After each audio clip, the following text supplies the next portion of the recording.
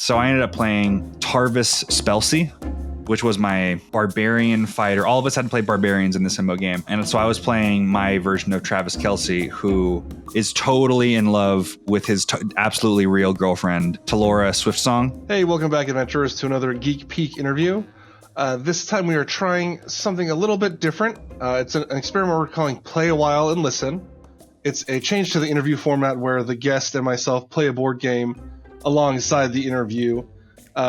This interview upcoming is with the fantastic Johnny Stanton IV. He agreed to this experiment of ours. We played a game called Wingspan, a lovely game from the Stonemaier games. Let me know in the comments if you think this works, if it doesn't work, if there are maybe game suggestions that it might work better with, or if you want us to be more descriptive about the game itself. We don't touch on the rules too much. It is still an interview after all. But enjoy the interview, and we'll see you at the tabletop. Thanks, guys. Hi, everybody. Welcome to the Geek Peek very first inauguration episode of Play a While and Listen. With me is fantastic human, fantastic professional athlete, professional nerd, Johnny Stanton IV. Welcome to the show. Thanks. I like professional nerd. I think that's... I feel like we're just like a couple years away from that just being a job. I mean, it basically is my job at this point. But yeah, since I'm unemployed as a professional athlete. It's very close. It's like bridging that gap of I can do nerdy stuff and get paid for it. Like that's, I mean, I'm a professional nerd now. It's also going through the process of trying to figure out how to get paid for it is the hard part. Yeah. I'm sure that's something that I'm looking through a lot of right. Questions on my end for that as well. Oh yeah. Well, somebody will figure it out. They'll just let us know. Yeah. They'll do a TED talk about it, and yeah. As I said, this is called Play a While and Listen. It's a new interview format that I am testing out a little bit, where instead of just a standard interview where I just ask Johnny a bunch of questions, we're also going to be playing a game at the same time. Today we're going to be playing the lovely game called Wingspan, which is a game where we collect various types of birds. We can feed them, grab them in our hands, them in various habitats, just make them kiss. Yeah, make them kiss, and they make cute little bird noises. There is a very fun thing that I found out that if you right-click on the cards, it switches to trivia about the birds. Oh, fun. So at various points throughout this game, I'm gonna have us just give out random facts about a bird that we currently have in our hand. We're not going to delve too much into the mechanics of the game, unless one of us has a question about the game. So we're not like trying to teach you guys how to play, but just something to kind of spice up the interview process and change things around a little bit. If this works, we'll keep at it. I've got other games and other people to play with. If it doesn't work, then it doesn't work, but it's our job to play a while. It's your job to listen. Yes. We'll play a while. You guys listen. Hey Cody, what can you tell our listeners at home what you texted me this morning? Oh yes. So for those that aren't aware of Wingspan, it's a very chill game. The art is very beautiful. It's just about collecting birds. But because when I first met Johnny at PAX Unplugged this past December, we played a board game that he absolutely stomped me in. So I wasn't going to bring it up. I have no humility, so it's fine. But I texted Johnny earlier today. I said, I don't think Wingspan is the game for trash talk, but I'm going to do it anyways. I hope you're prepared for egg on your face because I'm a bird all over this bitch.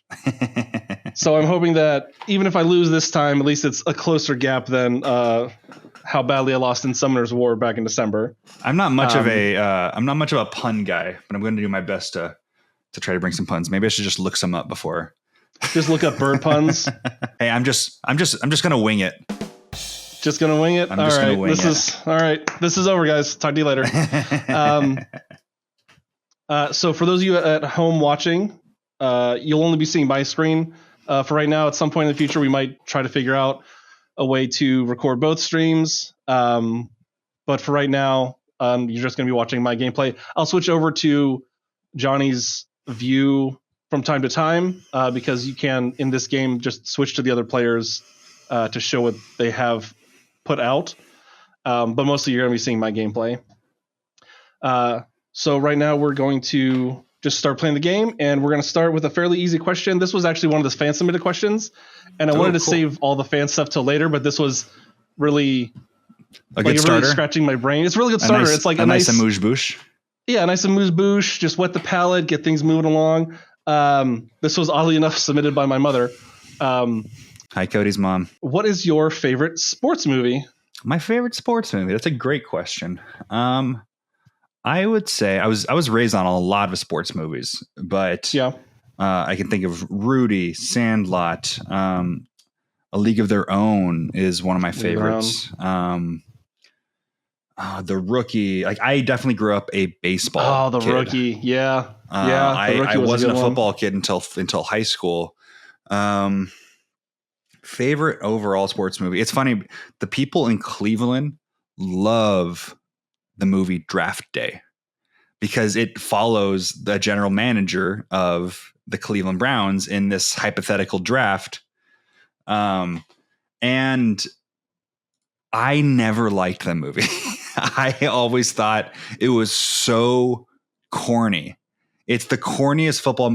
I think the reason why I like baseball movies a little bit more than football movies is because when you're like around football so much, you tend to see the mistakes that people make, or somebody who maybe hasn't played that position in real life and trying to act like they are, which, it's two completely different professions. You can't rag on somebody too much if an actor doesn't know how to have perfect form throwing the ball. But I just noticed it a little bit more. I'm going to go with Sandlot. You cannot go wrong with Sandlot for me. Yeah, Sandlot's a solid choice. It's got the sports. It's got the childlike wonder. It's got the retro. It ticks a lot of boxes. That's for sure. Mm-hmm. All right. I have no idea what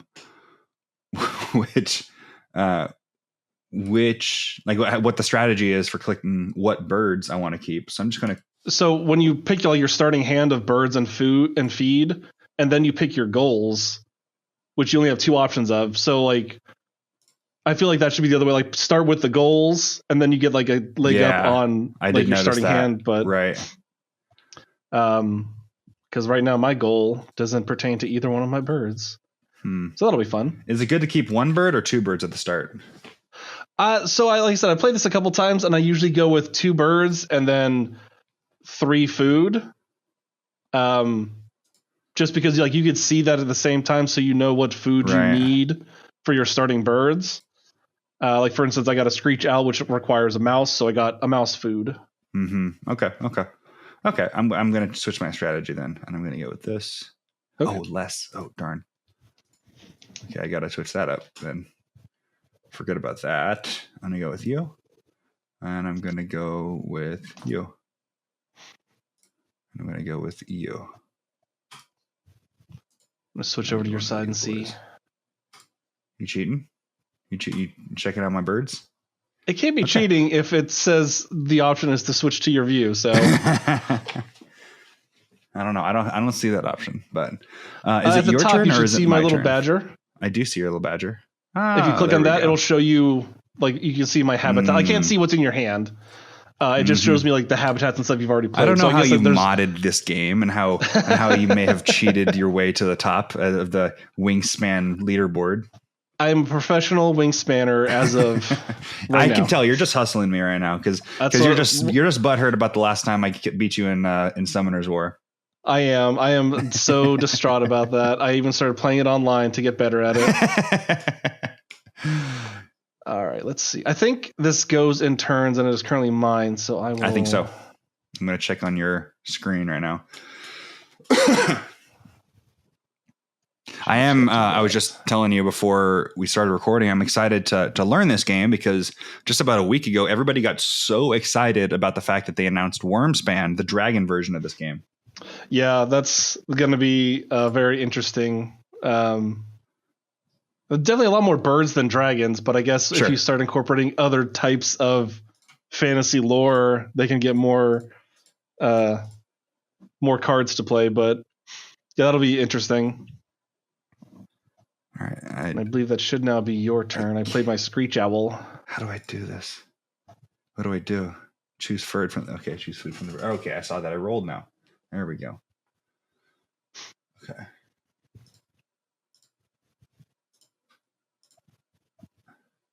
What food? Where's the food that I have? Oh, there it is. Okay. Yeah, there should be a little Yeah. bar on the right-hand side. I'm going to grab one of these guys. Okay, so now I have that food.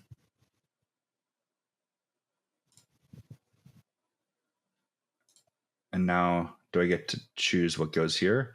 I can't play a bird while getting food. Okay. Sorry. I feel so lost. That's okay. Right now. Okay, Yeah, I chose what I want. I want Basically, little like berries. each round or each turn, you can play a bird, gain food, Right. draw cards, or lay eggs. So if you're gaining food, that should be your turn.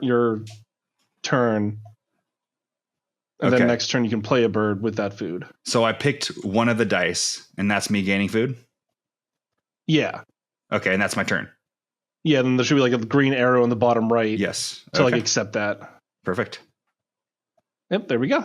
7 turns left in round 1. Another thing that I learned the hard way, each round has certain goals, which are those like squares in between the round counters. Those are like, if you want to get a lot of points, focus on those goals. The last game I played was just against the AI, but focusing on those goals, I had like 90 points to their 60. Nice. So I'm worried that I didn't do anything with my first round. I think I was able to do something, but I didn't do anything. Well, you got food. Yeah, but I don't think that I did something. I think I did something wrong. Well, that's what I like about playing like games the electronic version. I don't know what I'm doing. No, well, yeah, but also the electronic version, like there's that buffer of you have to conform to the rules. Mm-hmm. So like, it's, I mean, we're talking about Baldur's Gate 3 a little bit before the interview started. Like you can't move more than you can move in a turn in Baldur's Gate 3. Yeah. Just due to the electronic mechanics. So this is like kind of the same safety net of, did I mess up and not take my turn? No, because it's still your turn. All right. You got an Eastern Screech Owl. Gate, I have no birds yet. Yeah, I've got an Eastern Screech Owl because I'm from the East. Roll all I don't know what that's supposed to mean. That's my trash talk. But speaking of Eastern Screech Owls, these owls live near humans, but because they're small and nocturnal, they're rarely seen. There's your Screech Owl trivia for you. There you go. But into your comment about being a professional nerd, is there like, you're still listed as a free agent, I believe, in the NFL? Are you still trying to get back, or are there like teams talking to you about getting back or anything like that? Or how's that aspect of your life currently going? I mean, I don't know when this episode's coming out. By the time this episode comes out, I could be on a team. I could be fully retired. I don't totally know yet. The situation that I'm in right now is because I've been out of the league for 2 seasons, which is a lot. I am actually in the process of trying to switch positions into long snapper. But the problem with switching positions is that you don't have any game film at that position. You don't have any experience in a game. It doesn't matter how good you are. People aren't going to be able to tell how good you are until you play in a game. So my goal is to try to get into the UFL, the new spring league in which the USFL and the XFL have merged. And I'm hoping that I can get some game film in that league and then try to make it back to the NFL. But who knows? We're going to find out. Yeah, well, hopefully if that's what you want to do, I wish you nothing but the best. Thank you. I wasn't sure how that worked with, like, obviously you're still in like prime playing age. So you're not like, 37 like me and trying like on the way out. So I didn't know if that was like still a main goal of yours, and hopefully that works out well for you. Thank you. I appreciate it. All right. I think that I'm about to play an American Red Start. Okay. Click to gain food. Okay. So I placed that bird, and that's my turn, right? Now I go next. Yeah. I played my Lincoln Sparrow. It's your turn now. American Red Start. Do you want to know something about the American Red Start? Yeah, absolutely.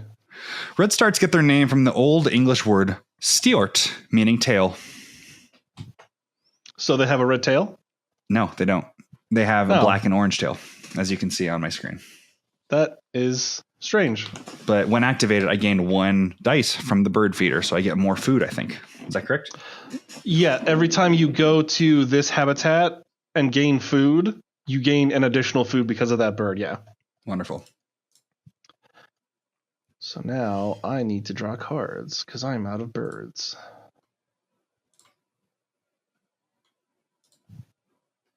And drawing cards is also a turn? Yes. All right. So I'm going to go for a Loggerhead Shriek.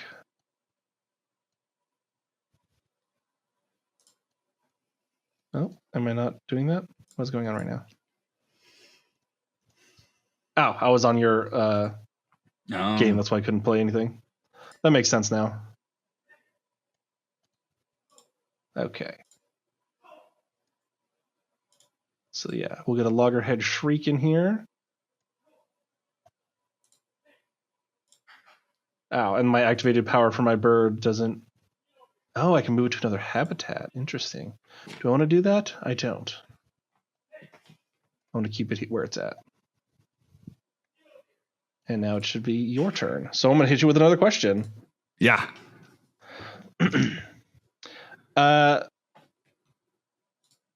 Watching some of your other interviews about your D&D, like I know you started playing D&D. You didn't start until like the college age.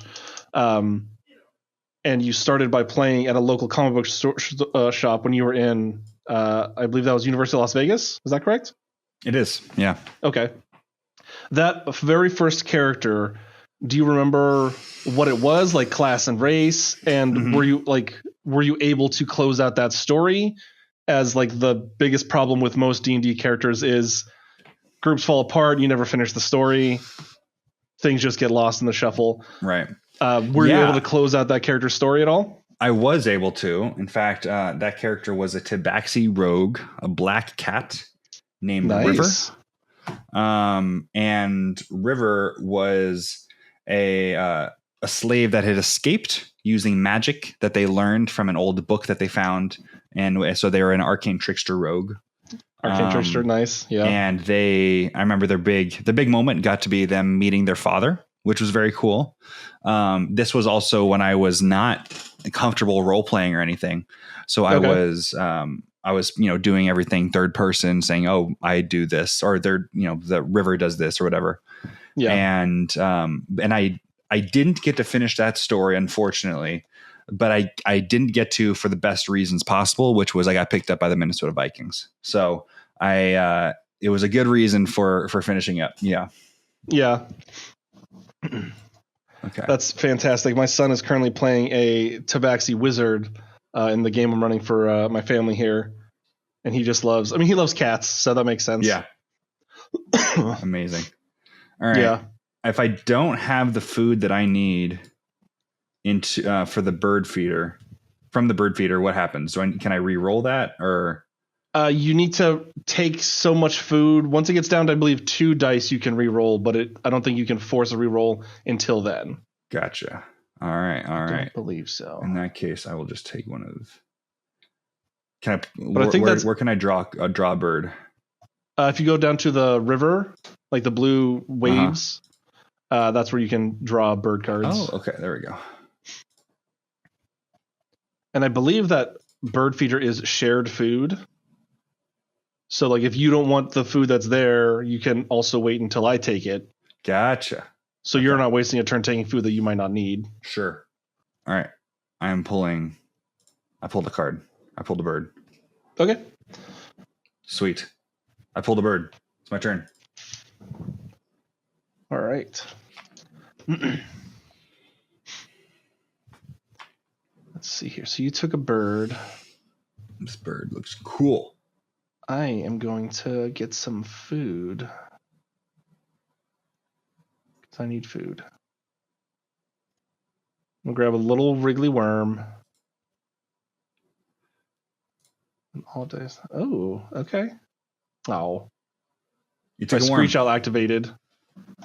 So when I take food, the Screech Owl activates, and I re-roll all the dice not in the feeder, and if any of them are mice, I just get them. I can catch them on the card. So did you re-roll those food? I re-rolled the ones outside, and there was no mice, so I didn't get anything. Gotcha. So there's still the 2 seeds, and the worm is left for you. Because I'm carrying. Oh, thank you. I still need one more berry. So I can't lay anything down. Yeah, I'm trying to get some food now.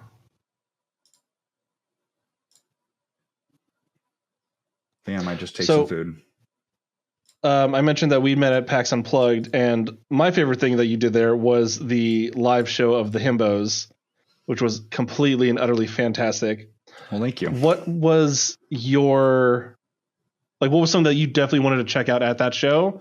And like, what was one of the coolest things that you saw while you were there? Well, first off, I just took two food because I forgot that my red start gives me extra food when I'm activated. Oh, see, now you're hacking the game. I'm hacking the game now. Oh gosh. So the question was, what was my favorite thing that I saw there?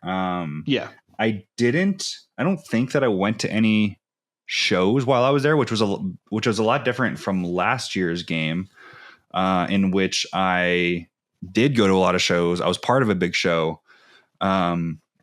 But this year I was so much more social, which was fun. I was there for a very specific reason that I hopefully will be able to get to announce soon. Cody, but we're trying to make business moves, trying to make money moves when we were there. They're the professional nerd coming out. There you go. Which was great. I was really, really glad that we were able to gain success when we were there. But it hampered my ability to be able to go to any of the live shows or any of the actual plays, which was a little bit of a bummer. But I got to see had so many more great like relationships that I was able to see and spend time with and build while I was there. It was my favorite con experience that I think I've had, even more than last year getting to go on stage for Dragonlance. It was so much fun, just all of us ending at the Circle Bar in that one like Marriott. I forget exactly what it was, but it was anybody who's anybody ends up in that bar, and people just end up having conversations, and everybody's just so cool and so nice and buying each other drinks and everything. And there are just so many parties that end up happening that everybody just like goes to their party, and then the after party ends up at that one bar, which was very fun. As far as my game, or the game that I was in, the Himbos game run by Swole Initiative Jay Foster, including Kyle Shire from Critical Role, Jasmine Bullar, that bronze girl, Banana Chan, Danny, what's Danny's last name? Isn't it Quanch? Yes, Danny Quanch. Thank you. I think that's everybody. I think that's everybody in the game. It was so much fun getting to play a himbo character because I think a lot of the characters that I end up choosing end up being himbos, or they're dark. Like, it's always fun to be able to expand the kind of characters that you play, and then kind of work off of like branch off from that character in a just like a very specific way. So I ended up playing Tarvis Spelsey, which was my barbarian fighter. All of us had to play barbarians in this himbo game. And so I was playing my version of Travis Kelce, who is totally in love with his absolutely real girlfriend, Talora Swiftsong, who was just such hilarious social commentary. Look, I'm a true believer in their relationship. I don't think it's just for the cameras, but I had a lot of fun with it, and I actually got to play my Gridiron Barbarian, my Path of the Gridiron Barbarian homebrew that I created, and it can be found now on StantonIV.com for $1.50. It's a deal. Maybe it's just $1. I forgot exactly what it was, but anyway, it's not very expensive, but it's fun. Yeah. It's a really cool subclass that I had a lot of fun designing, and the whole reason why I created it in the first place was to be able to work with Unite the Realm Apparel, a very cool brand that I got to work with to create a t-shirt that got sold last year. And he wanted to create a barbarian shirt of a guy like holding a football. And originally it was going to be like Path of the Berserker, but then we realized it'd be way cooler to create our own subclass off of it. So we named it Path of the Gridiron. And he's like, hey, here's a couple like feature names that you now need to make mechanics for. I'm like, I love that. I love being able to work backwards as opposed to, okay, what fits in the theme? Yeah. Like, give me a name and I'll make a mechanic out of it. I love thinking about different mechanics for games. I love thinking about making magic items, and I think the thing that really heightens my creative drive is limitations. And if you give me a limitation, I think that it allows me to be so much like trying to it allows you to have something to push against as opposed to just being free floating. It's like, hey, make a magic item for me. It's well, now I don't know what to do. Yeah, I need a little bit of structure to build off of. Yes, absolutely. Yeah. All right, I'm taking this berry from the bird feeder. Do it. And I get to take an extra one because of my red start. Ah, you do. Yeah. Take this mouse. Well, that leads well into the next question, because I want to ask more about the Path of the Gridiron Barbarian. Please. So I'll Please do that in a second. After I play so my you've bird. still got your Eastern Screech Owl up there. I need to get eggs first. Yeah.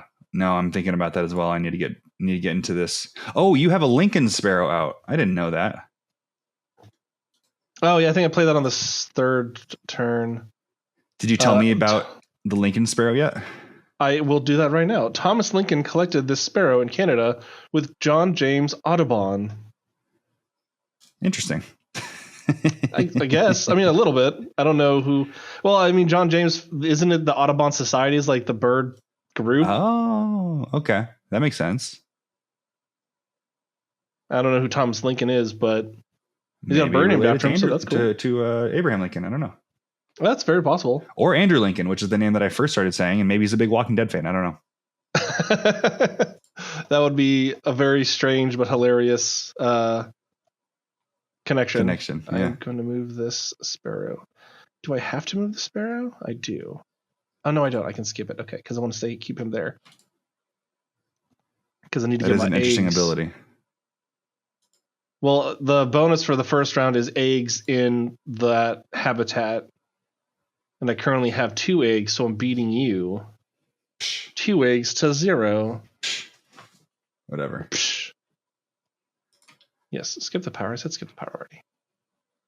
There we go. Okay. The Path of the Gridiron Barbarian. What level, like how much play testing and development went into that? You mentioned that like the person you were working with gave you like the mechanic feature, like names, and you were able to like extrapolate from there to make the mechanics. What was there a bunch of play testing like with you and your friends around the table, or was it just like this seems balanced, let's give it a shot? There was a bit of play testing. I don't know. Maybe it's just bad like game designer ethics, but I don't play test like a ton for my subclasses. First off, it's just like a little thing that I'm selling on my website. Maybe if it ends up in a book or something in the future, I would double check to make sure that it's balanced. But a handful of people have told me that they play the character, and I haven't heard any complaints, which is good. People who have looked at the subclass, the sheet, say that, hey, this looks fairly enough balance. And, even within the official subclasses, there's wide ranging of balance within any given subclass. And for me, playing D&D isn't about making the most optimized character. So I'm not interested in trying to create any kind of homebrew that only I'm going to get to play. And, they get 9th level spells at level 3. It's like, that's not what I'm interested in. It's yeah. If anything, I want to try to de-optimize my character to make sure that he or she or they are allowed to be flawed, not only in personality, but also in mechanics. That's my favorite, like players and characters to be able to watch.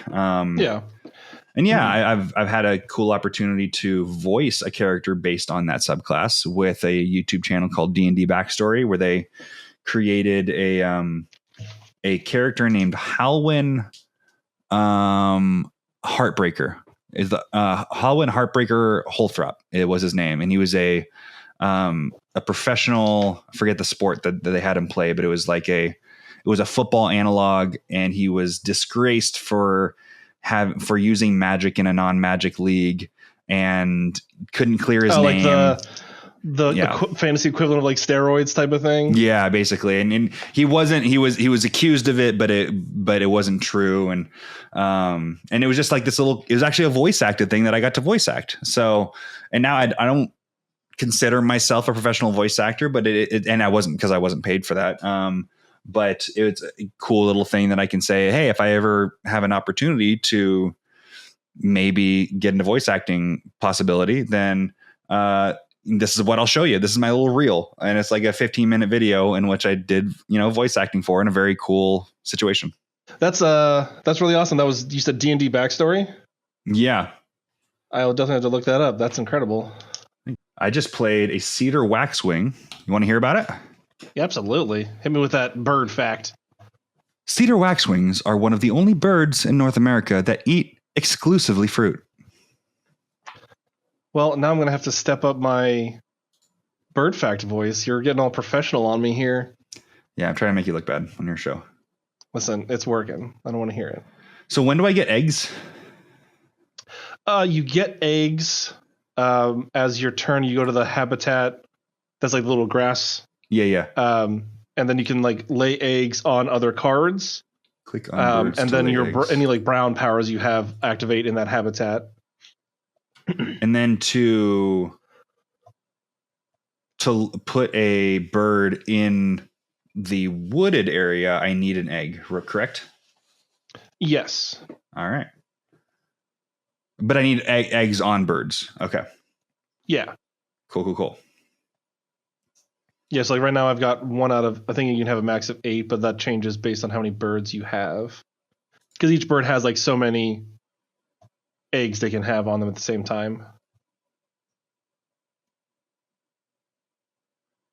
Do I want to tuck a card? I don't know if I need to yet. Yeah. So I believe tucking a card also scores you points at the end of the game. Yeah, I'm going to do that. Let me see if I can double check real quick.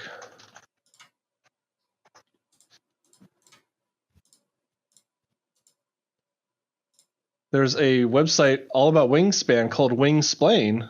Wingsplain, I love that. It's like when adorable. birds mansplain to you. Yeah, exactly. When birds mansplain. Oh, I only migrate to the south 1 month a year. Thank you very much. Actually, cedar waxwings aren't the only bird in North America that eat exclusively fruit. There are multiple. Oh, excuse me. Let's see here. I'm going to need to get a new bird in my hand. I did just tuck a card, which was some kind of owl. But now I can't look at it to give you the fun trivia. Because you tucked it. Oh, no. Yeah. Well, that happens. Also, if you click on the bird, it gives you a little bit of a little peek at their sound, at their little tweet. I have the sounds turned off. My cat's trying to eat my other cat's food. He's not allowed. I'm waiting for my dog or cat to like just come running through the background somewhere. You see, I'll turn the sound up for a minute and see if we can get some little tweets here. Ew. The loggerhead shriek is it's a shriek. It's a let me hear. That is uncomfortable. All right. Oh, the screech owl is very nice though. Oh, so the screech owl. Oh, the shrike is a little shrill. That is very pretty. Is it shrike or shike? What is it? Is it shrike? The loggerhead shrike. Yeah, you're right. Shrike. All right, let's turn that sound back off. Hey, Cody, can you tell me a little bit about the loggerhead shrike and how it saves its prey for later? Shrikes impale their prey on thorns or barbed wire and may save them for later. It's horrifying. That is awful. Yeah. Yeah. Oof. I'm just going to lay a crap ton of eggs and try and get those bonus points. Whatever. Okay, there's one turn left. Yeah, so that's why I was trying to get those eggs laid now. Mm-hmm. Well, I need to get birds. I don't have any birds. I don't want any of these birds.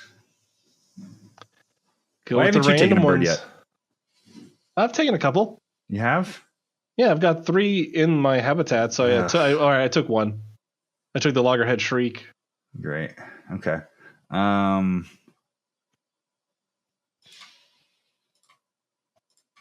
Okay, let's see here. Wait. No. Get out of here. Stop it. Okay. I'm going to take from the pile. That's not what I wanted, but oh man, it's going to benefit you. Heck yeah! Whatever. Actually, my Loggerhead Shriek will benefit me whenever you play something. Whenever you gain turn food as your action, if you take any mice, I get 1. Wonderful. Yeah. Okay. That was my so turn. You took 1 from the pile? It was a waste of a turn. I don't know what it is yet. Ugh. You beat the heck out of me. Bonus points, baby. That's disappointing. All right, is it my turn first now? I don't know. I think it is. Oh, it looks like it, yeah. Oh, and the birds in the draw pile reset. Damn. I wanted that red-headed something or other that was there. Oh, man, I don't want those birds. I don't want this bird. The turkey vulture, I looked at the fun fact. It is not a fun fact. Oh, I can't imagine that it is. Excuse me. My goodness. I just put down a canvas can projectile vomit to defend themselves. Oh, no. Yeah, that's awful. I just put down a canvas back, which the fastest recorded canvas back was flying at 116 kilometers an hour. I don't do kilometers an hour to miles an hour very well. I can't imagine that it's 100. I think that it goes down quite a bit. I think it's like 5 to 3 or so around that time, around that like ratio. Something like that. Yeah, I know it's. I think it's like the opposite of temperature, where like their temperature is lower. So like 0 is freezing for us, but like miles per hour is no, is it the same? No, I don't know. Miles are a lot longer than kilometers. I know that. Yeah. All right, it's your turn. Unless you want to give me a question so I can think about it. Yeah. So we've talked a lot about D&D, and you've played a lot of D&D. Are there any other systems that you've played with, or are there any other systems that you're aware of that you would like to get into? Yeah, tons of systems that I want to play. There's a recent one that I'm blanking on the name of right now. That's like I'm a horror game guy. I very much enjoy the feeling at a table in which I am trying to scare someone or someone's trying to scare me. I think it's a Norse horror game that just got released or is like is popular right now. I forget the name of it right now, but it's definitely something I want to play. The games that I've played in the past most are 10 Candles and Dread, both of which. Yeah, what was that other game that I was thinking of? Vysen? Yeah, I think that's what it is. Nordic horror role playing. That's by Free League Publishing. Yeah, they do a lot of really good stuff. Free League's great. Yeah, wink, wink. Free League. Talk to us both. Yeah, please. I want to play that. I also love 10 Candles and Dread. I try to run a horror game every Halloween. And I've run 10 Candles once and Dread, I think like 4 times. I'm excited to be able to. It's tough because 10 Candles is an extremely not rules light. I guess it is kind of, but it's singularly focused at telling a story. And some people that just isn't their bag. So you need the right group to be able to play that game. But Dread is so much fun because not only are you trying to tell like a spooky story, but you're also just, you have this Jenga tower in front of you, and trying to pull from that Jenga tower is anxiety inducing in itself. And that just adds to the table energy. It's a lot of fun. I've heard a bit about Dread, and that, like you said, that Jenga mechanic on top of just the scary story and atmosphere around you is really interesting to incorporate. Like, it's basically at that point, you're basically LARPing. Like, you're incorporating a real world mechanic on top of the TTRPG mechanics. 10 Candles, I have not heard about. 10 Candles is great. It is a tragic horror game in which everybody is going to die at the end. It just depends on what you do with your story beforehand. I think my favorite part of that game is actually the character creation. The other people at the table create the character for you just through words like what a potential weakness might be in somebody, or what's something that like a regret, or just you write something down like a strength of theirs or a weakness of yours, and then you pass it to somebody else at the table, and your character ends up being created over the course of like 3 or 4 different note cards. And what's actually very cool is the number of candles that are still lit represents how far you are in the game. And when the last candle is extinguished, all the characters are dead. The game is over. But when you fail rolls with the D6s, you're trying to get 6s to be able to succeed. 1s are failures, and the dice gets removed from the pool. When you fail a roll, you can actually burn one of those note cards using that trait to be able to kind of move you along in the story. It's really, really story focused. And every game of 10 Candles is kind of set in the same world in which darkness has taken over, but the characters actually get to decide what is in the darkness. What is the scary thing that's happening? What is the danger? And they kind of just get to create, like, I'll tell you a funny story.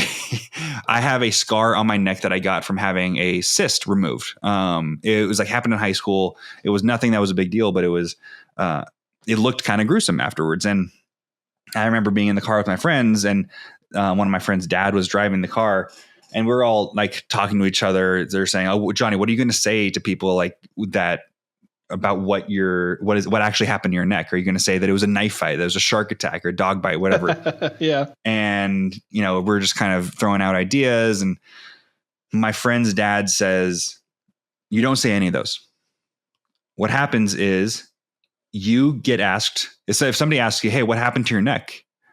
You look them dead in the eyes and say, 'I don't like to talk about it.' Because your mind immediately goes to the worst thing that they will believe. You could tell them that you had a shark attack, but some percentage of the population, probably 100%, will think that you're lying. But if you say you don't like to talk about, their mind immediately goes to whatever is the worst thing that they could possibly believe. And I think what's so great, you can absolutely use that in like game design of, it's the whole like Jaws idea of like Jaws is incredibly scary until you see Jaws, and Jaws still looks, kind of scary in the movie, but he's scarier when you can't see him. So the less you describe and the more you open things up to interpretation, I think that allows the DM to do less work and for more profit, which is like your game design tip for the day. Less profit or more profit. Sorry. More there's profit. Definitely in every horror movie, it's the lead up to like when your mind, like you said, your mind is still figuring out like, what is this? We've heard like noises, but maybe it does this thing as well. Once it gets to that point of actually like revealing who the monster is, that's when most horror movies, like the fear and panic kind of drops a little bit, and then it becomes just like an action movie at that point. Yeah, exactly. Yeah. All right. Well, you're allowed to pull a card now. Oh, because of my canvas back. All players draw one card from the deck. Heck yeah. I'll take a card. A pine siskin. Yes, please. We need to put birds in the forest.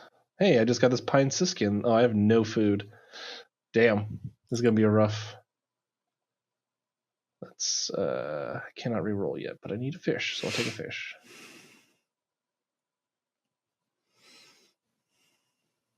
And then roll. I still didn't get it. All right. There was my cat. Just walked past. I switched screens, so I thought it was your cat, but it's not. It was my cat. Your cat has nowhere to walk because your camera's like high up, just crawling on the wall. He might end up trying to crawl into my lap at some point. We'll see. Aw, listen, that'll get us those sweet, sweet clicks. It's true. I'm definitely going to look into this Vicen. I'm a big fan of the Call of Cthulhu system. Yeah. I've ran a few games for that. I've played a little bit. Actually, the first time I played it was at PAX East in 2020. And I just got hooked. Like I left the convention. I bought the books like on my drive home. I like bought the books. They were at my house by the time I got there, and like I put together a game for my friends and stuff. I like experimenting with the more darker RPGs, and Dread is something that's been on my list for a while. And now I'm adding Ted Candles to that same list because that sounds incredibly fascinating. Yeah, no, I definitely want to spend more time doing that. Games like Call of Cthulhu, I've only been able to play once. But I do think that any kind of horror game, I think, brings the best out of TTRPGs because it's horror in itself is so evocative, and I think it also in the same way requires the least amount of work to work. There's still plenty of work that you have to do, but the lore I think matters least in horror because the more you explain something, the less scary it is. Yeah, exactly. To play a bird, choose one of the birds from your hand. I don't want to play a bird. I want to click on a bird from any habitat to spend an egg. Oh, there we go. I have it. I do have eggs. There we go. All right. We're good. Oh, I just found that out. If you scroll with the scroll wheel, you can change your habitats easier. A ring-billed gull doesn't seem like a good friend. These gulls steal food and eggs from other birds and scavenge at garbage dumps. Rude. No, so they're seagulls? Oh, yeah, they're definitely seagulls. Rude. What am I trying to do? I still need food, so I'm just going to hang out in the food for a while. I have a feeling that you're kicking my butt right now. I have a feeling that my butt is getting kicked, so we're both in the same place right now. What are you doing with this turn? I was just getting food, so my turn's done already. I have no food, I don't think. I have maybe one food. I need to get some seeds. This is something that just kind of popped into my mind earlier today. Like I have a list of all these questions, but this one just kind of popped in my mind earlier. So you've been on Dropout quite a bit in various forms. Your episode of Dirty Laundry just came out not too long ago. You've been on Actually. You did Adventuring Academy a few years ago. Is there any talks or rumors or plans to have you in the Dome? Even if there was, I wouldn't be able to talk about it, I'm sure. That's probably true. So you're saying no, but like you could still be saying yes. But you have to say no. Leave it up to interpretation, I think, because if I did, or if I did, I would have to answer like that. If I didn't, I would just say no. So maybe I want to make it. Maybe I want to improve my chances with Dropout by saying I will not say until I do get in the Dome. That's fair. Or I could say no. I'm not. There's no talks right now. Hey, listen. Yeah, it would be fantastic, and I would tune in. Oh, I appreciate it. Thank you. Okay, let's grab that bug. Your turn. My turn. How many birds do you have? We still have the same amount of birds. 4 birds. Well, I meant in the forest. We both have 1 bird. Yes. So we're tied for that bonus. So I need to get some birds in that habitat. But I need more food. Oh, it always comes down to food. So let's get some food. You need that one. And I still didn't roll any mice. Okay. Well, my turn's over again. All right. I'm taking a bird. Take that. Oh, I get to choose 2 cards. I didn't know that. Oh, that's right. I did know that. So you already know the game. So you have mentioned before about you really like playing with new players because like they're not set in the rules, so they always try to come up with very interesting creative solutions to the problems you lay out as the storyteller. What is one of the most like off the wall or impressive, or maybe both, things that you've seen like a new player do at your table that's just like it's always stuck with you. Like it's the story you tell people when they're like, "So I've never played D&D before. Tell me about it." Oh man. Off the top of my head, I can't not figure out what the answer to that question would be. Oh, you know what? Actually, I do like this one. When the first session, I've had a game that's been running since 2020, and it's been ages since we've had a session, but we still have every intention to go back to the table with my wife and her two brothers. And the first session that we ever played, my now brother-in-law wanted to. They're fighting Sturges. We were playing Dragon of Icespire Peak, and one of the first fights is against Sturges, and it's a great easy beginning fight to be able to get used to it. These big mosquito looking birds, and they wanted to. My brother Tyler wanted to use minor illusion to make a sound off in the distance of. Oh my gosh, I'm blanking. What's the name of the lion with the scorpion tail that flies? Oh my God, I'm blanking on this. It's a classic D&D monster. Yeah, it sure is. Manticore. Manticore, thank you. Yeah. He wanted to make the sound of the manticore because he knew that was the mission that they were trying to go after. Wanted to make the sound of like a roaring lion off in the distance, like 30 feet away, using minor illusion to try to scare the Sturge away. And I rolled and it worked. So he was able to scare the Sturge away by using minor illusion in a way that I hadn't considered minor illusion to be able to be used, because you can, it gives you a range and it says you can make a sound or make a visual, illusion, and you want to make a sound from something else. It's basically like throwing your voice. And he was it was a great idea, and they've tried to use it since, and I haven't been quite as like using a trick once is fun. When you try to overuse that trick, I think you have to start thinking about ways to change it up. Yeah. I'm on to your shenanigans now, players. Exactly. I don't want to hear it. That is a very interesting use of that ability. Yeah, for sure.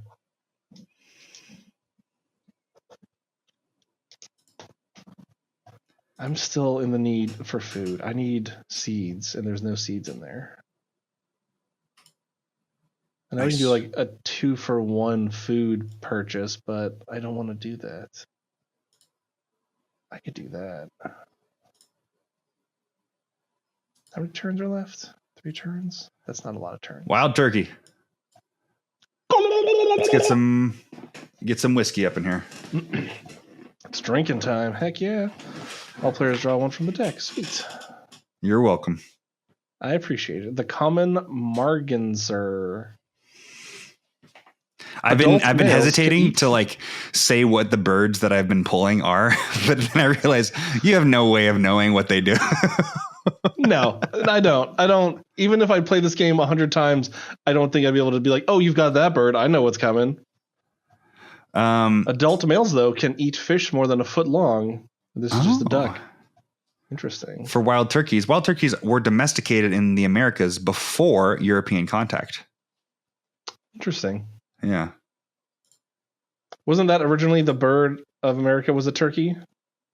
Yeah, I think Benjamin Franklin, was the one who wanted to do that. Yeah. I just got kicked from the game because of internet connection, and I am back in. Oh, okay. Don't scare me like that. I know.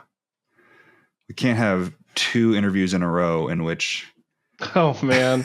I am still so, like, not just embarrassed, but also I just feel like an idiot that happened. Oh, it was not because, your fault. Like,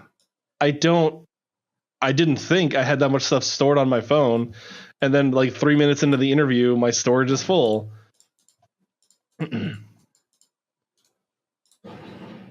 I just played the white-faced ibis.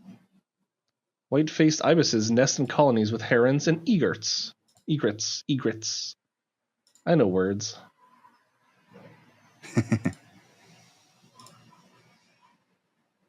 House wren. House wrens will remove the eggs of other birds and take over their nests. Man, birds are dicks. Birds are kind of dicks, yeah. House wren, is that like House Stark? Yeah, exactly. Bump. Do you... Spoilers for Act 1 of Baldur's Gate, but I feel like it's been out long enough, and it's still Act 1, so it's not a huge deal. Yeah. Did you come across the Blue Jay in Baldur's Gate at the monastery? Was that in the Druid Enclave? No, that was at the just outside the monastery that the Gith have taken over. I don't think I've done. I've been in the Underdark for the last like 15 hours of gameplay. Okay, in that case, I'm just going to let you the Goblin encampment yet. Oh my gosh, really? Okay, yeah. And I'm not going to spoil that for you. Just know that birds are dicks, and Baldur's Gate knows this. I think I remember seeing something about that somewhere on some website. It is wild because let's just say when it comes to the Blue Jay, non-lethal combat is not an option. I'm just going to let you know that. Not in the Blue Jay's eyes at the very least. Peace was never an option. It really wasn't. Play second. That's ridiculous. I don't have enough eggs. Darn it. Maybe I should save this then. Maybe I should save my Ren. I'm going to save my Ren.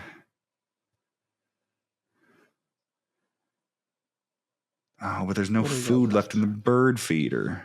I know. I'm trying to. I need to get more birds out there. Screw it. I need eggs. Each bird gets you victory points just in general, so it's not a bad way to play. You know what? We have 2 more turns in this round, right? Yeah, I think this is the end of this turn, and then there's one more in this round, I think. Okay. Then in that case, I'm going to get more eggs.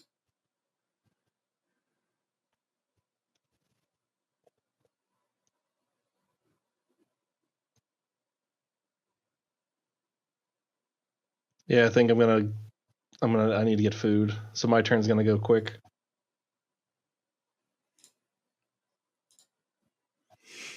All right, that was my turn. 2 turns left. Yeah, so this turn and then. Okay. Can I reshuffle this since there's only one left? Yes, I can. All right. I finally got a seed. No, my turn's over. Okay. Getting food is the fastest way to burn through a turn, apparently. It's true. All right. I'm going to lay down 2 birds here. Oh, no. Breaking the rules. I've activated your trap card. Because my house Wren is asking for another bird to be played. So I'm going to use both of them in the woods to be able to get the bonus. All right. Now play a second bird. Turkey vulture. Oh, no. Not the turkey vulture. That's why I took it. Damn it. Get my butt kicked over here. Turkey vulture. That's my turn. Turkey, as we know already, turkey vultures can projectile vomit to defend themselves. So gross. Oh, there's your little house Wren too.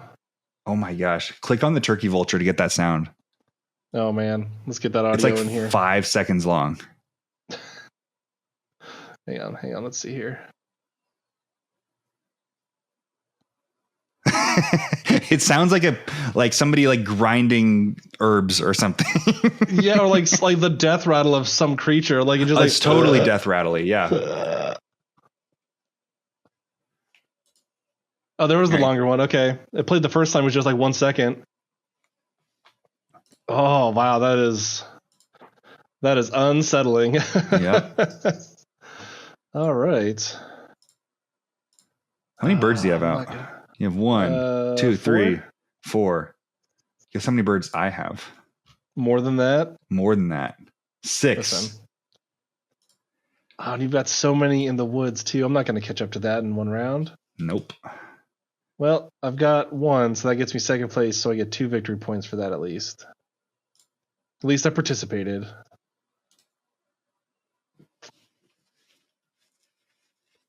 What am I doing? I still need more food. Dang it.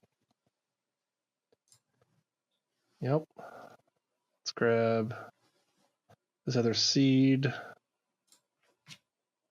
All right. And that's that for my turn. Boom. Boom, boom, boom. Gotcha. Son of a bitch. So now our bonus points are tied. Yes. Well, no, it's not true, because as you get further along in the rounds, first place gets more points. Yeah, but like because we swapped from first round to second round, we both have 6 bonus points.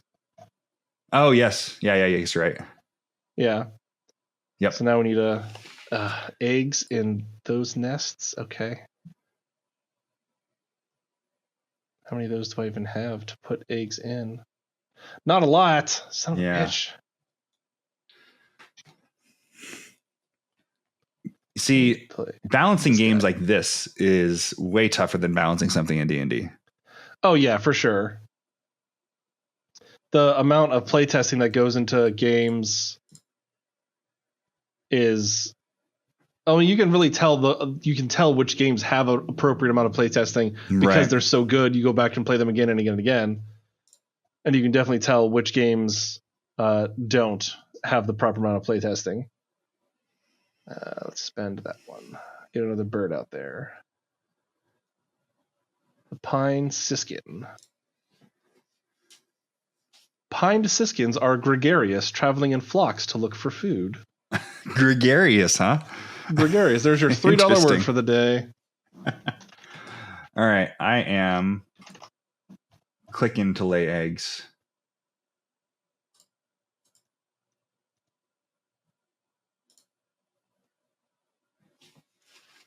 I don't want to do that. That was my turn. Well, that was a quick turn. So I will also have a quick turn because I'm still on the hunt for food. I can't keep enough food in stock.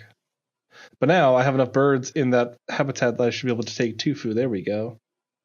That'll speed things up a little bit.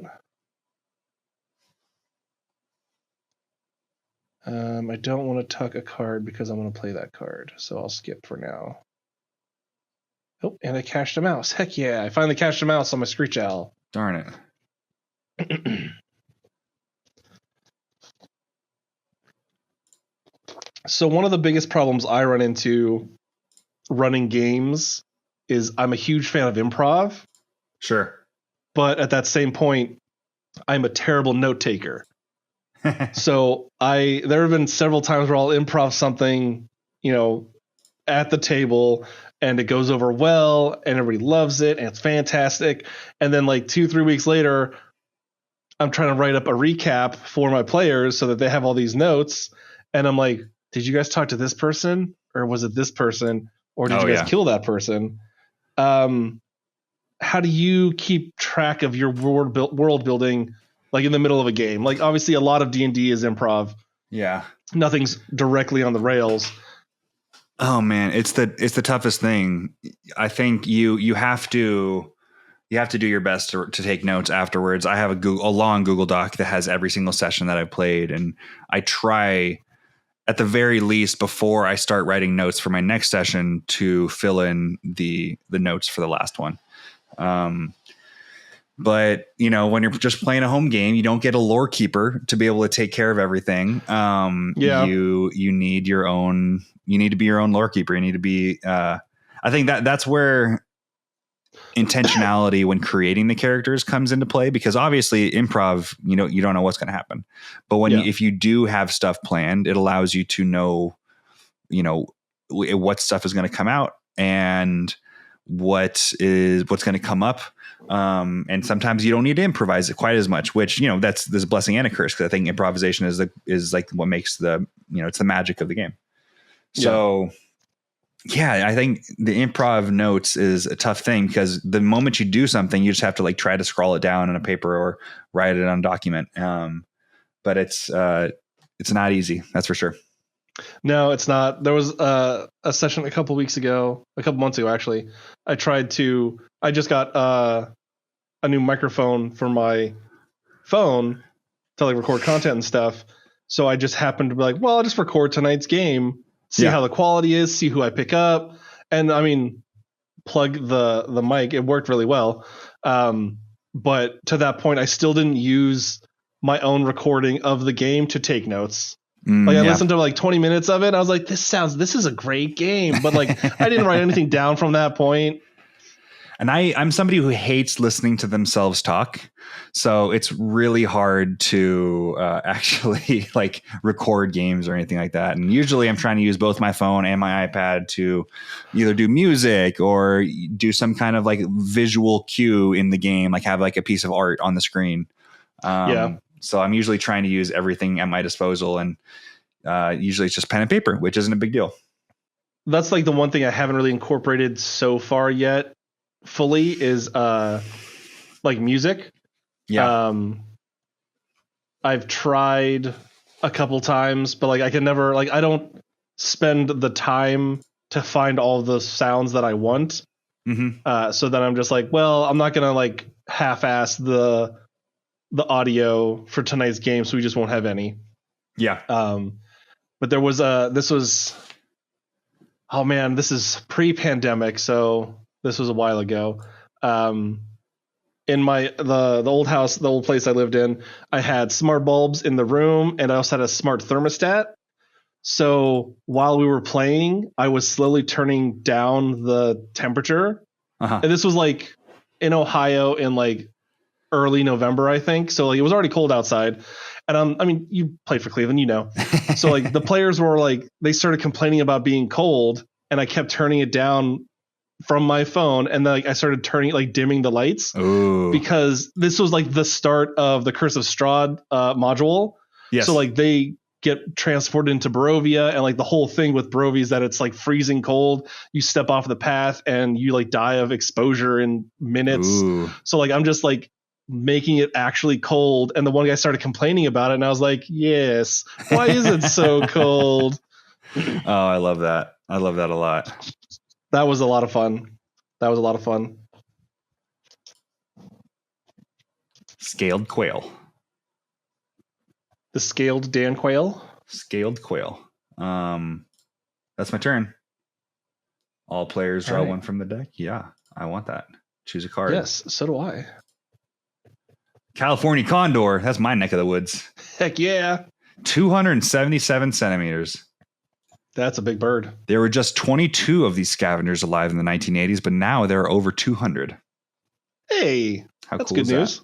That? Yeah. That is a excuse me. That is a fun fact that makes you feel good.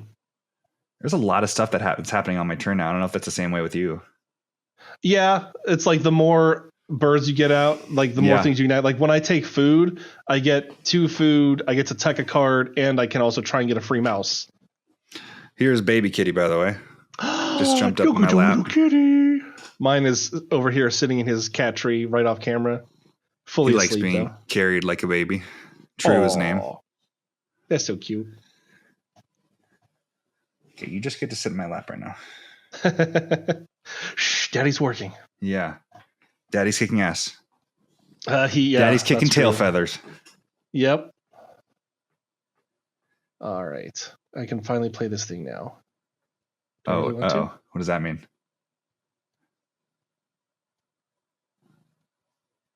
Oh, you know what? I didn't realize your turn determines what cards get activated.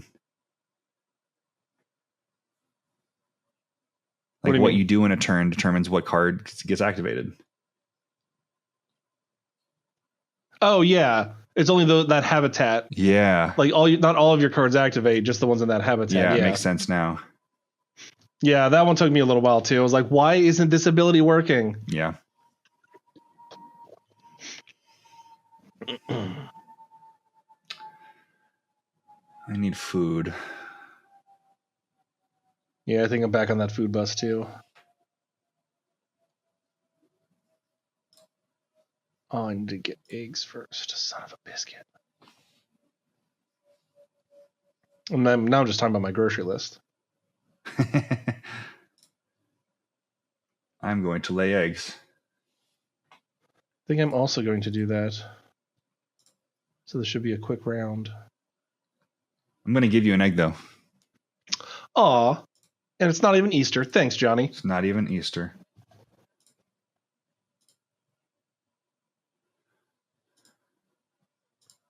And I can't move that anymore because of that. Okay, that makes sense.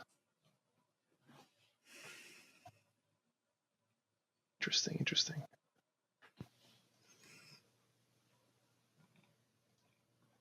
So how are you think? What do you think about the game so far? I love it. I'm Good. having a great time. I'm trying to see what happens if I tuck this card right now. I think, oh, I get food. I don't think I need that food right now. It's always good to have extra food because you can do like a 2-for-1 Yeah, that's true. food purchase. Okay, let's do this then. I'm going to tuck the California Condor because it doesn't really play into what I'm trying to do right now. And tucking cards gives you a point, and extra food gets you a point, right? Or no, extra food I think gives you the tiebreaker from what I saw. I think food is points too. It might be the tiebreaker, but I think it's just points as well. Hey, Cody, who has more food in the woods or in that one specific type of bird right now? Or sorry, eggs. I really screwed that up. I don't know. It's pretty close though, from what I can tell. We must be looking at different things. Listen, I call hacks. That's all I'm saying. Lay one bird on a thing with that thing. Oh, you know what? I did forget that star birds actually count as like wild cards, so they can count for if you want to put eggs on one of the birds with a star. I think it can count as birds that have that specific symbol that I don't know the name of. Burrowing? The type of nest. Yeah. I think that's burrowing because they drill a hole in the like trees and stuff. Yeah, I think it's within a tree, yeah. I'm also laying eggs.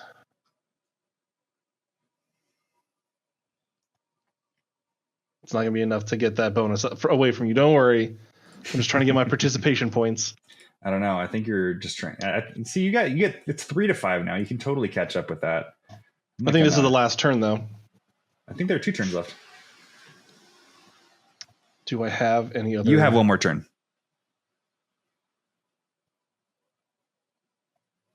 Do I want to go for the bonus points, or do I want to try and play something else?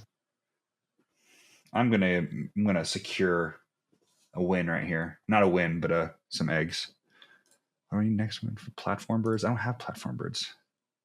That's not good. You've got that house friend. They're going to come in and steal my birds anyways.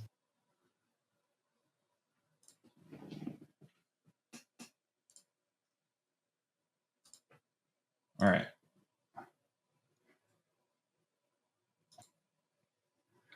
I'm going to put you there. I'm going to put you there. I've got lots of eggs now.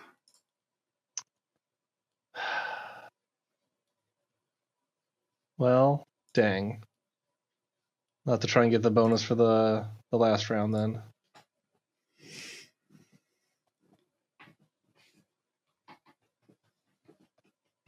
We get to lay a bonus. Your turn. Have no bonus spots to lay those bonus eggs. 8! Oh my god, you laid so many eggs. Well, it's not worth. See, you do have a platform bird though in that Ibis, and I don't have any platform birds. Yeah, well, that's just one. There's how many turns are in the last round? 6 turns, I think. I don't know. This is my first time playing this game.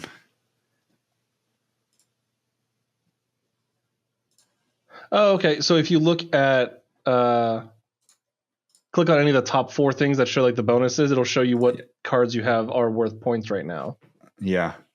So end of round goals, I've got 6 eggs because each egg is a point. Okay. Oh, it's cached food, not actual food you have. It's food that you cache. Okay. It's worth points. Okay. What am I doing? Oh, the bird on the cover of the box is up for grabs right now. Oh. Scissor-tailed flycatcher. The mating display of these birds involves aerial acrobatics that show off the long tail. Oh, that sounds risky but exciting. I should probably play my turn. I need food. What type of food do I need? Oh, man.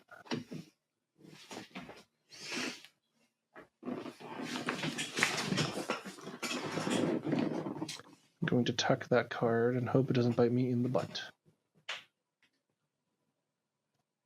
And I gain that and roll that. And I cash another food card. Yeah, there we go. That was a good turn. Huge. I'm not calling it a comeback because I haven't been losing at all this game.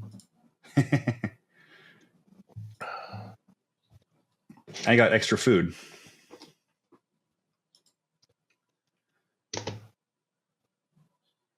So this is a question I like to ask everybody that I speak to, at least in terms of tabletop games and things like that. Sure. If you were to build your dream table of players, or a DM, and or A, would you like to run the game for them or play in their game? And what would the makeup of that table look like? You've met and played with a lot of really cool people. Who would you like who was on your bucket list of, I want to play a game with this person, with this guy, this gal, this they? I want to get it would be run by Brennan Lee Mulligan, and I'd be a player in it. And I only say that as opposed to any of the other incredibly talented DMs, because I think actually Abria would be incredible at this as well. But let's say Abria's a player. Brendan's playing, and if Brendan's running the game, Abria's a player. My number one bucket list D&D table fellow player is Marshawn Lynch.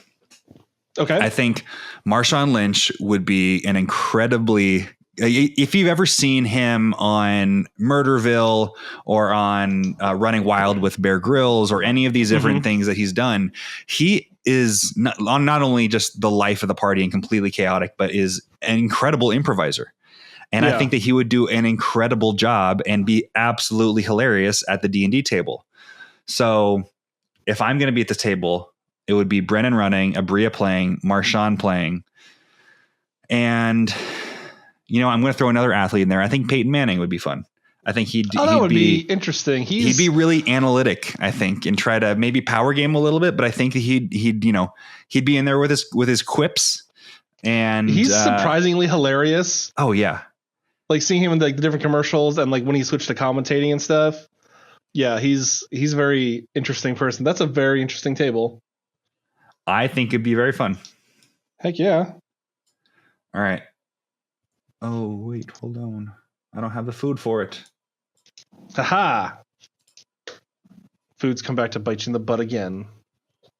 Well, that's right. I currently have no birds. That's actually not true. I can pay for it right now, but it would just be expensive. Hold on. Do we have the food that I need? No. Wait, do we? Oh, we do. Yeah, I'm going to get food. I'm going to get boned. My hand looks awful. I've got no birds. My bonus goal is not being achieved at all right now. Oof. I'm going to achieve mine, the base level of mine, by playing this next bird. Well, GD it. I pride myself on being good at board games, and here I'm getting my ass kicked by Johnny Stanton on his first time in 2 games now. Let's see. I'm gonna get this mouse. That's so much food to play that, though. I don't want to play that. Oh, boom. Yeah. Enjoy your victory points. More points for me. I just Johnny got the power gamer Stanton IV over here. I see how it is. Call me what you want. All I can say is that I am a competitive guy and I want to win. Fair enough. Wait. All right. Is there more food that I want? No. I'm going to leave that food to you.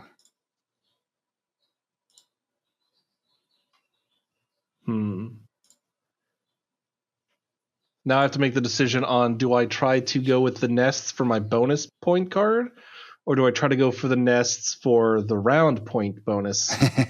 Because for me, those are two separate objectives, which Interesting. sucks. That's tough. That's not good. I'm about to take a bonus card here from my secret objective. Yeah, I haven't had a bird that let me get a second one of those yet. I don't think you can just gain one of those. You have to play it as an ability. All right. I'm feeling good.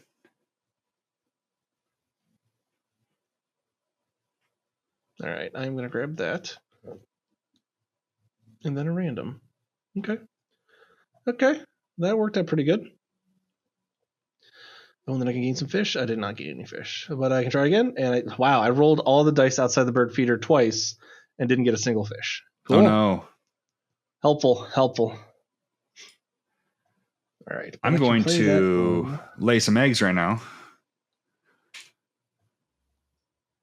All up in these branch nest things, whatever these ones are. All up in these birds. I've got one final question for you that I feel like is going to be a bit of a story. So I've been saving it for last. It's another one of the fan questions. Lay it on me. This one was. There you go. Lay it on me. There's another one. There you go. That's 3-0 for Cody. I'm winning the pun game too. I've had bird puns all up ins. I don't want to hear it. Your puns are just common. I've been barred from making these puns. Those are a bunch of puns I just made right now, and you didn't even get them. That's how good they were. As you're a very active physical person. You're big into the working out and stuff. Sure. Bridging that as like a role model for fitness and nerdy things. What advice would you give to somebody that's just kind of like starting their fitness journey? Like they're trying to make those improvements to themselves. What's a good, like, one lesson to give somebody? What do you think it would be? First off, I would say follow me on Instagram and follow my Roll for Gains series, in which you get to work out alongside me based on what I roll on a D20. Secondly, I would say, side note, that is a fantastic mechanic to your workout. I love it every time that you roll that. Thank you. I appreciate it. Oh man, if there was one thing to help people get into the mindset of getting in the gym, or on the sidewalk running, or just doing body weight workouts or anything, just start thinking about their maybe physical health, or if they want it for their physical appearance, it's whatever you want it to be. First off, I would say don't worry so much about physical appearance, because I am somebody who I am a thicker guy. And although somebody who is maybe not an athlete, or maybe not an NFL player, might look at me and say, oh, he's big and strong, but kind of maybe rounder around the waist, or a little thicker than you might expect from somebody. And my wife was actually just looking at the video last night after the Chiefs game, the Chiefs versus the Bills, in which Jason Kelce, brother of Travis Kelce, previously mentioned, not Tarvis Spelsey, like I played D&D. But Jason Kelce, People's Sexiest Man of the Year in 2023, had his shirt off, chugging beers in the suite and just riling up the Buffalo crowd, howling like a madman. But Maddie was like, how does a person like that, how is that a professional athlete? I'm like, that man is more athletic than 99.99999% of the people on this earth, because that dude, although he, 300 pounds, looks like he has a beer belly, that dude is strong, athletic, dexterous, explosive, powerful, and that his size, his belly, is an advantage for him. I'm a different athlete than a receiver. I'm not expected to look like a receiver. I don't have six-pack abs. I don't have, the most, tightly toned muscles in the world. So physical appearance, that's all to say. Physical appearance isn't necessarily the best inspiration or motivation, but I'm not going to discount it. Some people just want to look good, and that's great. If that gets you in the gym, then awesome. But I don't want people going with body dysmorphia, thinking that they need to get in the gym to look better, is what I'm saying. So absolutely. All that being said, if I were to give one piece of advice to get people into the gym, I would say there are a lot of different ways to exercise. I am not someone who you will ever find on the sidewalks of your neighborhood running miles. Like maybe that's Johnny 20 years from now in a way of staying in shape and training for a 10K or half marathon or whatever. Like that's for my body size. That's so much work and miserable. And it's also a completely different mechanism of conditioning than what a football player employs. A football player employs an anaerobic training in which your cellular mechanism for building energy isn't using oxygen. It is using stored carbs and sugars to be able to be explosive. Anaerobic exercise isn't something that you can talk during, whereas an aerobic exercise, which arguably is better for your heart, for cardiovascular health, arguably, is I took kinesiology, so this is something that I know a little bit about. I was a little bit of knowledge on it. That it's a completely different mechanism for exercise and employing your body to make it work. You're using oxygen, which is a much more efficient mechanism for creating energy. But it's something that you have to that you can only and the difference between aerobic and anaerobic exercise is anaerobic exercise is something that you can have a full on conversation during. I can't, do a 100-yard sprint and be talking to you at the same time. Yeah. So it's a completely different mechanism. The gas out fast. Yeah.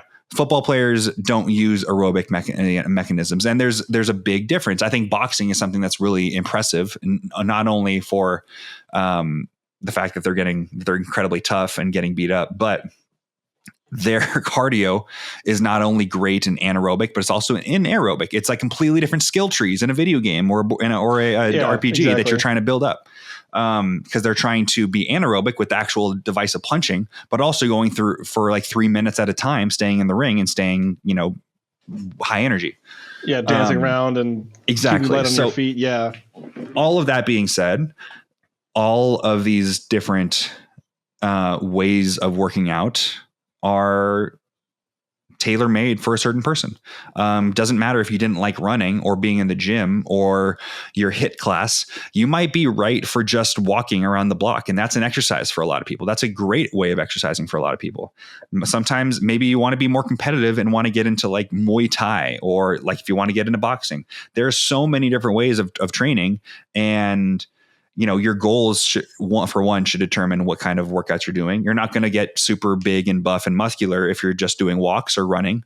But if you're just trying to be in better physical shape, there are so many different ways of doing that. So if you bounce off one thing and just say, exercise isn't for me, try something else, because there's you're missing out on a lot of endorphins that you get the benefit of from after your workout. So just get up, get out there and try something, see what your mental vision of yourself is, and try and align the workouts with that. Like you said, if you want to get bigger, running isn't going to do it. Right. Okay. That makes a lot of sense. And I'm glad that you have that. I'm not just asking you as a guy that works out. You have that also knowledge behind it. So you're not just I lift weights and I got big, the science behind it. So that was a very fair, or much more than I would have thought of myself at all. But I'm glad that I had that well-rounded, honest answer. Just go out and try something. Yeah, thank you. Experiment a little bit. Yeah, absolutely. All right, I'm going to pull a card here. Hey, can I say dick sissel on this show? It is a scientific word for a bird. I don't know what our censor level is. I think we've said damn a couple times. I don't think we've dropped any F-bombs, but dick sissel. I think you did. I might have. No, I think you said bitch one time. I think that's what it was. Well, we've said it at least twice now. But yeah, dick sissel, it's a type of bird. So they can't take this down for dick sissel. No, of course not. Let's see. Oh, the dick sissel's sad. It's a sad dick sissel. Oh no. This bird used to live in the eastern U.S., but its range has shrunk due to habitat loss. That's a bummer. It is. I found this was a few years ago when I was more motivated to work out. I found that, again, being a generally thicker fella as well, Yes, I also hated cardio. I found out switching to a rowing machine really engaged like the cardio workout that I was looking for in a non-boring way. So that was a game changer for me a couple years ago. Like I bought a rowing machine and that was a lot. It was good, especially for like the leg workout. Yeah. That was a game changer for me. Was the rower. Okay, choose a card. It's coming down the last few turns, and I feel like I'm gonna lose horribly. But we'll see. We'll see. Says Phoebe is what I just drew. Says Phoebe. Says Phoebe.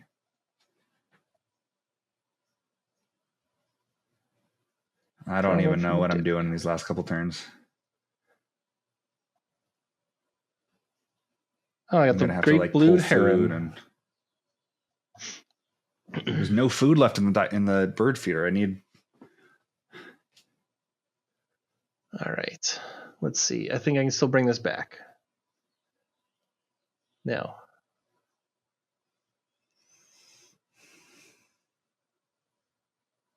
Do I have a fish? And I don't. Can't play that. Excuse me.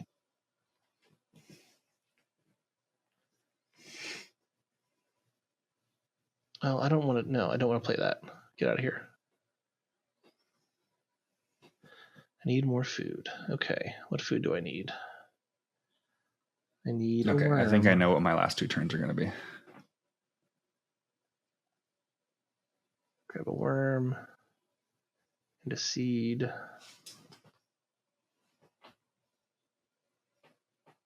I will tuck that card. Yes. Get another seed. Okay. All right. I got. What do you got going on over there? I got a little bit cooking. I might be able to put up at least like a fighting show these last two rounds. It's not gonna be a knockout. You've definitely got me on the eggs for that.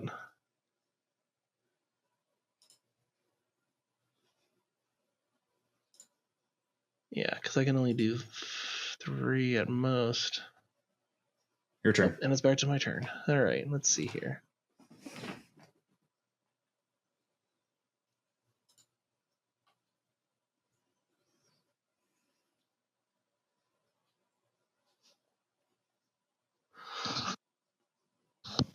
Man.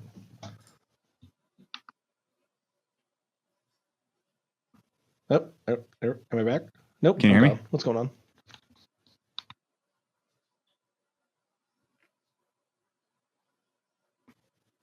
How about now? Yeah. Okay. I keep seeing in the interview, like the purple sound isn't activating around my camera. Yeah. So I keep thinking that there's a problem with my audio, but there isn't. And then I start messing with it. I need to spend that and that.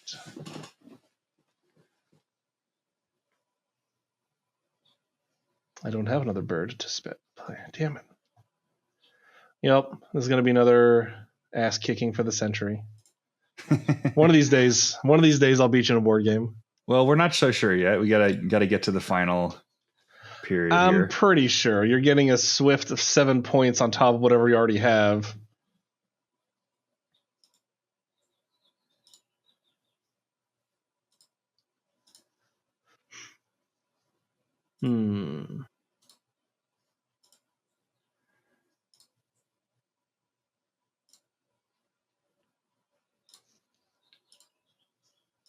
I'm getting a lot of eggs on this turn. That's all I'm going to do on my turn. I have no birds to play. So really there's nothing, there's no point in doing anything else. Because I don't know of any ability that lets you gain a bird and play that same bird. So yeah, I think my last turn is just all right. Trying to get a couple extra points. It's all you. I've got 5 eggs in Oh, you know what? I kind of screwed that up though. I could have gotten more. I could have gotten one more. Nothing too bad. But if you beat me by one because I didn't put the eggs there, I'll be mad.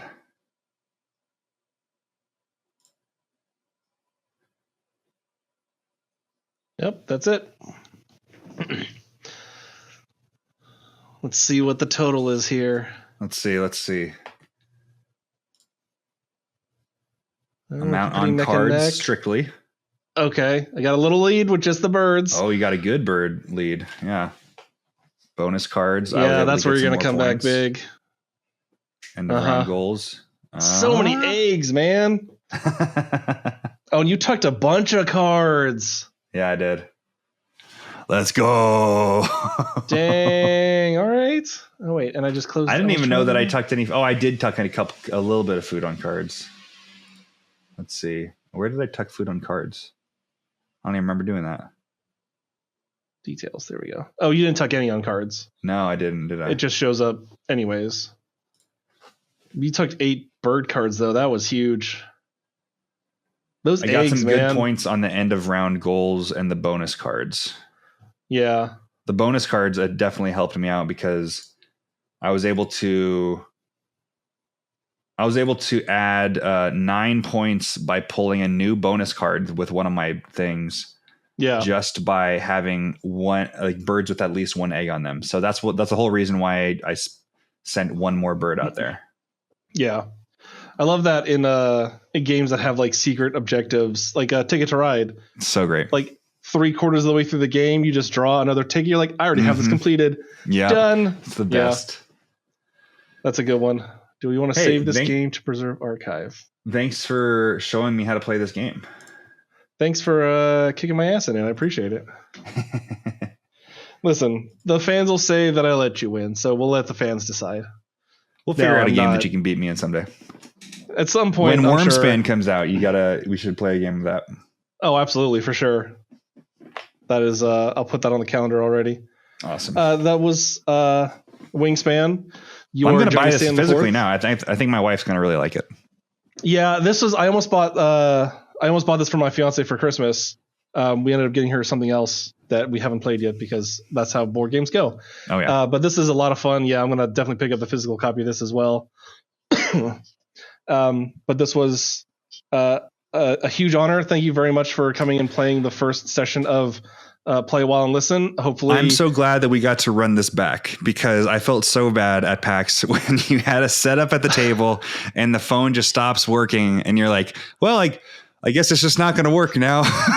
But like, do you want to keep playing? I'm like, yes, of course I want to keep playing. I put this hour, set aside this hour for you. I want to be able to spend it with you. And I'm so glad we're able to reconnect and play a great online version of a board game at the very least. Yeah, same. And just huge appreciation to you for like taking that such in stride. Like I'm just getting into like the scene, like talking to people, doing the interviews and stuff. And like, it would have been that's a situation that very easily could have been just like a huge detriment to me if you weren't such a nice person. So I really truly appreciate that. I appreciate that. I appreciate you. I'm glad. Well, thank you. I'm glad we were able to get this connected again. Anytime you want to come and talk about new projects, absolutely. I've got a wealth of board games, and maybe we'll give Baldur's Gate 3 a shot. I don't know if my computer can run it while recording, but we'll try. We'll be able to get it done. You caught me right before. There's a couple things I'm trying to announce. So maybe you have me on soon if your listeners want me.